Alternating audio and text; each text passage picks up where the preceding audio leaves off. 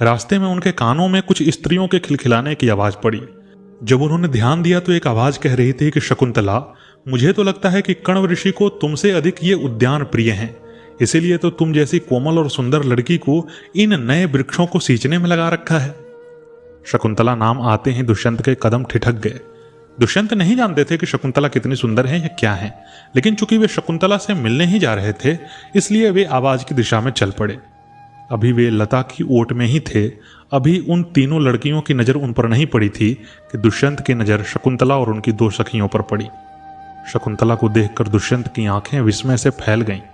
उन्होंने कभी कल्पना भी नहीं की थी कि धरती पर इतना सुंदर रूप सौंदर्य हो सकता है। पहली नजर में ही दुष्यंत को शकुंतला से प्रेम हो गया।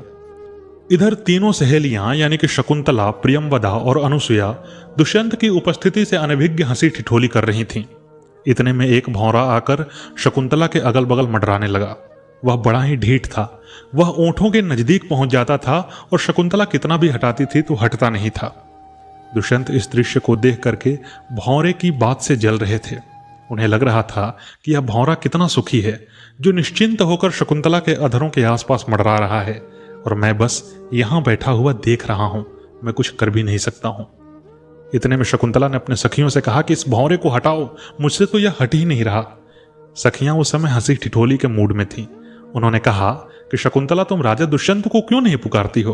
दुष्यंत हमारे राजा हैं और उनका कर्तव्य है कि अपने सभी प्रजाजनों की रक्षा करें।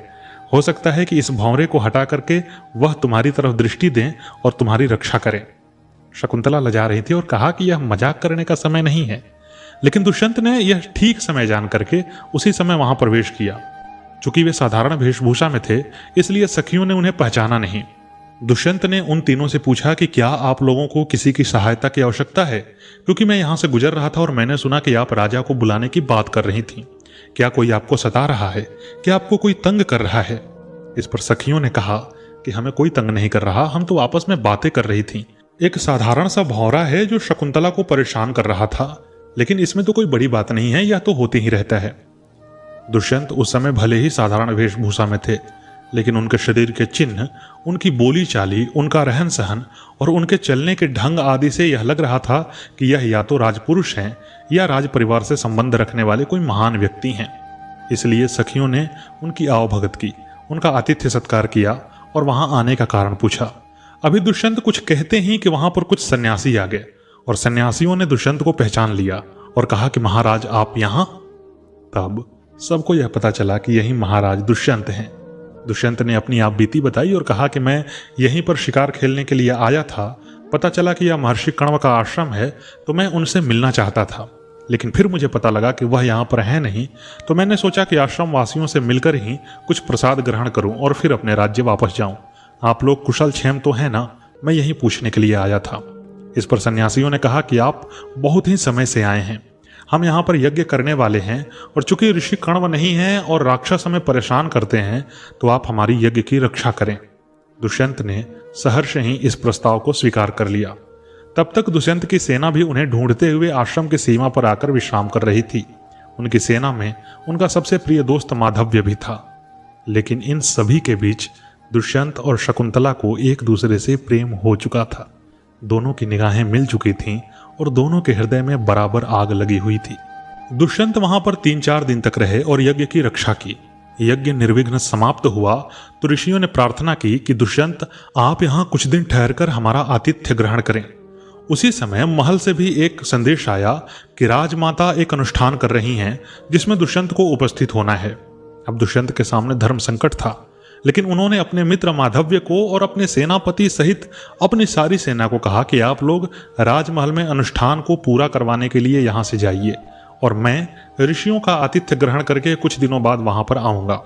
इस प्रकार उस आश्रम में दुष्यंत अकेले रह गए और उनकी सारी सेना, साथ ही उनके मित्र भी लौट गए। दुष्यंत जब अकेले हुए तो उन्हें शकुंतला की याद सताने लगी। इधर शकुंतला भी उतनी ही विरह की अग्नि से जल रही थी। शकुंतला को ज्वर हो आया था। उनकी दोनों सखियां रात के समय में ज्वर से तपती हुई शकुंतला को लेकर एक पत्थर की शिला पर बैठी हुई थी। शकुंतला की खोज में दुष्यंत भी वहां पहुंचे थे, लेकिन उन सभी से छिपे हुए थे। सखियों ने शकुंतला की दशा को देखकर कहा कि तुम ज्वर से तपी जा रही हो, तुम ऐसे ठीक नहीं हो पाओगी। यह ज्वर शरीर का नहीं मन का है, और मन का ज्वर तो तभी उतरेगा जब मन की बात अधर पर आएगी, बाहर आएगी। शकुंतला ने कहा, क्या मजाक करती हो, मेरे मन में कुछ भी नहीं है। अब चूंकि सखियां बचपन से शकुंतला को जानती थी, इसलिए वे सब चीज जानती थी। उन्होंने कहा कि हम जानते हैं कि तुम्हें दुष्यंत से प्रेम हो गया है, तुम ऐसा क्यों नहीं करती कि दुष्यंत को एक चिट्ठी लिखो और हम उन्हें दे आएंगे, और इस तरह तुम्हारी बात दुष्यंत तक पहुंच जाएगी। शकुंतला ने अब अपना मन अपनी सखियों के सामने खोलना प्रारंभ कर दिया। उन्होंने कहा कि यदि मैं प्रेम पत्र लिखती हूं और दुष्यंत यदि इसे स्वीकार नहीं करते हैं, क्योंकि वे एक राजा हैं और मैं एक साधारण तपस्वी हूं, तो फिर बड़ी बेइज्जती होगी। इस पर सखियों ने कहा कि तुम अपने आप को कम मत समझो। इस पूरी दुनिया का वह कौन सा मूर्ख व्यक्ति होगा जो तुम्हारे प्रेम प्रस्ताव को ठुकराएगा, और वैसे भी इसमें बेइज्जती वाली क्या बात है। अगर प्रेम किया है तो उसे प्रदर्शित तो करना ही चाहिए। शकुंतला ने कहा, लेकिन प्रेम पत्र लिखूं कैसे, यहां तो कोई भी सामग्री नहीं है। तब सखियों ने शकुंतला को कमलनी का पत्ता ला कर दिया और कहा कि इस पर अपनी भावनाएं लिख दो और हम उन्हें दुष्यंत तक पहुंचा देंगे। दुष्यंत पत्थर की ओट में छिपे हुए ये सब कृत्य देख और सुन रहे थे। शकुंतला ने प्रेम पत्र लिखना प्रारंभ किया और प्रेम पत्र पढ़ना भी प्रारंभ किया। दुष्यंत शकुंतला के मुंह से ही वह प्रेम पत्र सुनने लगे। जैसे ही प्रेम पत्र समाप्त हुआ, दुष्यंत से रहा नहीं गया और वे सबके सामने प्रकट हो गए। उन्होंने कहा कि शकुंतला, मैं तुम्हारे मन की बात सुन चुका हूं और विश्वास करो कि मैं भी तुमसे उतना ही प्रेम करता हूं। सखियों ने जब दुष्यंत को देखा तो लजा गई, और जब दोनों ने एक दूसरे से प्रेम का इजहार कर दिया तो सखियों ने उन दोनों की एकांतता की कद्र करते हुए वहां से अपने आश्रम की तरफ प्रस्थान कर लिया।